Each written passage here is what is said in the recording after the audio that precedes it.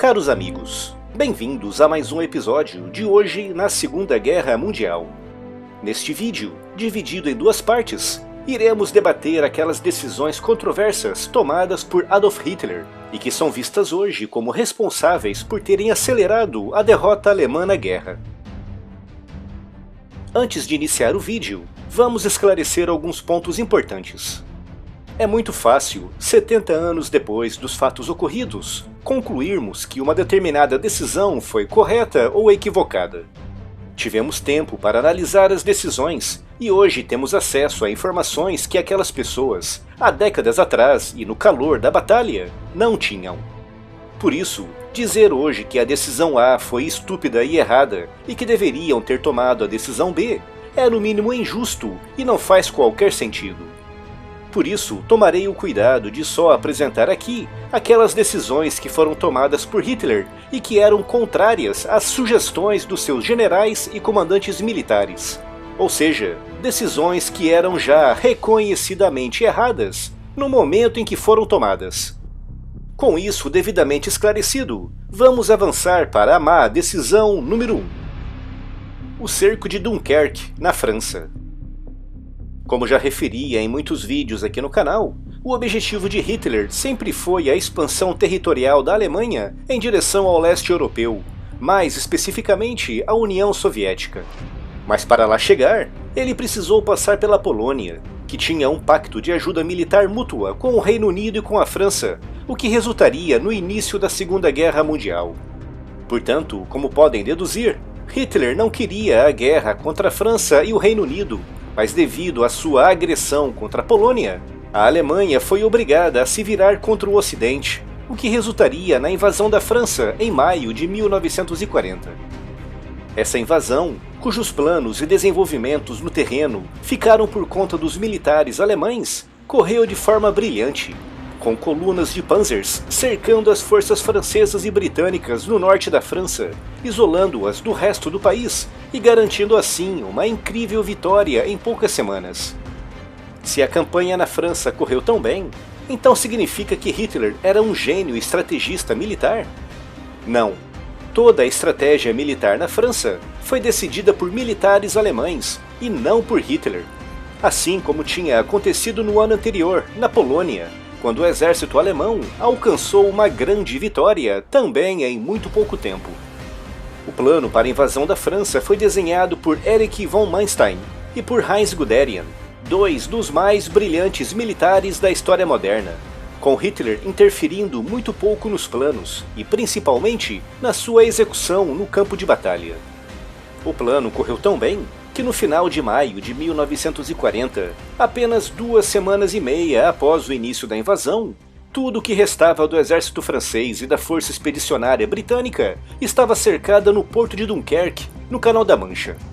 E foi então que Hitler resolveu, pela primeira vez, interferir diretamente na invasão da França, ordenando que a bolsa criada em Dunkerque não fosse atacada. Os generais alemães que estavam no terreno, como Guderian e Erwin Rommel, simplesmente não acreditavam no que estavam ouvindo. Guderian, Rommel e muitos outros comandantes militares protestaram de forma ruidosa contra essa decisão, alegando que com muito pouco esforço, os alemães conseguiriam capturar cerca de 300 mil soldados britânicos e franceses. Mas Hitler, supostamente desejando abrir um canal diplomático amigável para afastar o Reino Unido da guerra, ordenou a paralisação do avanço. Essa ordem deu tempo para os britânicos organizarem uma gigantesca operação de evacuação, que resultou na retirada de mais de 320 mil soldados das praias de Dunkerque. Esses soldados foram cruciais para o esforço de guerra britânico, já que representou o núcleo à volta do qual as forças armadas britânicas foram reconstruídas nos meses seguintes. Se Hitler tivesse seguido a orientação dos seus generais, esse núcleo teria sido destruído, o que poderia aumentar a pressão sobre Churchill para aceitar uma trégua com a Alemanha, tal como os franceses fizeram de forma vergonhosa no final de junho de 1940. A segunda má decisão de Hitler foi atacar Londres e outras cidades inglesas durante a Batalha da Inglaterra. Logo após a queda da França, em junho de 1940, Hitler virou-se contra a Inglaterra, desejoso de tirá-la da guerra o mais rapidamente possível, já que o seu verdadeiro objetivo era, como já referi, a União Soviética. Primeiro tentou as vias diplomáticas, achando que a sua suposta benevolência em Dunkerque jogaria a seu favor. Mas Churchill, na posse dos tais 200.000 soldados britânicos extremamente experientes que tinham sido resgatados de lá, não queria saber das promessas de Hitler, iniciando imediatamente a reconstrução do seu exército. Então Hitler voltou-se para o lado militar, traçando planos para uma invasão anfíbia das Ilhas Britânicas, mas para isso ele precisava expulsar dos céus a Royal Air Force e também expulsar dos mares a Royal Navy. A primeira parte do seu plano passava por destruir a Royal Air Force, o que daria início, no dia 10 de julho de 1940, na chamada Batalha da Inglaterra, que terminaria apenas no dia 31 de outubro desse ano. Foi a primeira grande batalha da história exclusivamente travada por forças aéreas. A Luftwaffe, considerada então como a força aérea mais bem equipada e mais experiente da Europa, arrasou a Royal Air Force nas primeiras semanas da batalha. Churchill escreveu mais tarde nas suas memórias que entre agosto e setembro de 1940, a RAF estava a poucos dias de ficar sem caças de reposição. Tal era o ritmo das perdas que estavam sofrendo. Nesse período, a Luftwaffe estava concentrando seus ataques contra os aeródromos militares britânicos, e os danos estavam sendo tremendos. Mas foi então que no dia 1º de agosto Hitler decidiu, mais uma vez, interferir pessoalmente na condução da guerra e ordenou que os ataques contra os aeródromos britânicos fossem interrompidos, estipulando como novos alvos prioritários a cidade de Londres e outros grandes centros urbanos. Essa decisão veio como uma represália a alguns ataques britânicos contra Berlim. Portanto, Hitler, ferido no seu orgulho ao ver Berlim sendo bombardeada, mudou toda uma estratégia que estava funcionando e que em pouco tempo resultaria numa vitória, decidindo então bombardear Londres e outras cidades britânicas. Churchill escreveu nas suas memórias que essa decisão de Hitler foi crucial para que a força de caças da Royal Air Force conseguisse ser reestruturada e reorganizada.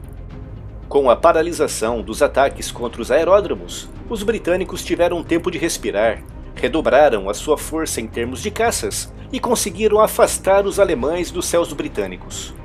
Em setembro de 1940, praticamente toda a atenção da Luftwaffe estava concentrada em Londres, com os aeródromos militares britânicos praticamente intocados e já quase todos reconstruídos. Como resultado disso, no final desse mês e no início do mês seguinte, a RAF contra-atacou em força, resultando em pesadas baixas entre os caças e os bombardeiros alemães. No dia 31 de outubro de 1940, 3 meses e 3 semanas após o seu início, a Batalha da Inglaterra chegava ao fim com uma grande vitória britânica, tudo por culpa de uma decisão de Hitler, que mudou uma estratégia que estava funcionando muito bem e que em pouco tempo resultaria na vitória. A terceira má decisão de Hitler foi não investir em submarinos. Antes da Segunda Guerra Mundial começar, o almirante Karl Donitz, que na época era o comandante da Força Alemã de Submarinos, apresentou a Hitler um plano audacioso, no qual ele garantia que com 300 submarinos à sua disposição, ele seria capaz de estrangular as Ilhas Britânicas, impedindo a entrada e a saída de navios e obrigando os ingleses a se manterem afastados de uma guerra no continente europeu. Mas desde 1936, que Hitler estava dedicado a outros planos, criar uma marinha de superfície que pudesse rivalizar com a Royal Navy, que naquela época estava entre as 3 maiores marinhas de guerra do mundo. Ou seja, Hitler queria competir com os britânicos justamente onde eles eram mais fortes, ignorando os conselhos de um experiente militar que tinha lutado durante anos na Primeira Guerra Mundial como comandante de submarinos. Como resultado disso, Hitler conseguiu construir apenas 2 grandes couraçados, de fato, os maiores couraçados já construídos até aquela data na Europa. Mas apesar de um deles, o Bismarck, ter causado alguns danos na Royal Navy, com destaque para o afundamento do HMS Hood, acabaria por ser afundado logo na sua primeira missão de combate, com seu navio irmão, o Tirpitz, passando praticamente toda a guerra escondido em fiordes na Noruega. Nem sequer o seu porta-aviões Hitler foi capaz de terminar a tempo. E quanto aos submarinos, Dönitz, que queria 300, no início da guerra tinha à sua disposição menos de 70, que entre reparos de manutenção e viagens entre os portos e as áreas de patrulha, resultava, na prática, em apenas cerca de 25 submarinos em missão constante no mar. Churchill escreveu nas suas memórias que em 1940 as ilhas britânicas estavam sendo lentamente estranguladas pelos submarinos alemães, e isso com apenas 25 submarinos no mar. Imaginem então se Dönitz tivesse tido os 300 submarinos que pediu a Hitler no início da guerra. Mas Hitler, por decisão própria e ignorando seus comandantes, resolveu bater de frente nos ingleses justamente onde eles eram mais fortes, ou seja, na marinha de superfície. Essas foram as 3 grandes más decisões de Hitler no início da guerra, todas elas, como referi no início do vídeo, decisões que já eram consideradas equivocadas no momento em que foram tomadas.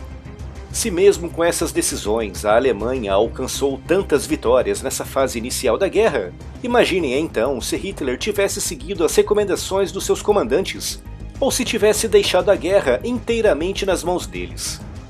Na parte 2 do vídeo, que será publicada amanhã aqui no canal, irei mostrar as decisões equivocadas de Hitler durante a invasão da União Soviética, no norte da África, e também na fase final da guerra na Europa, na frente ocidental.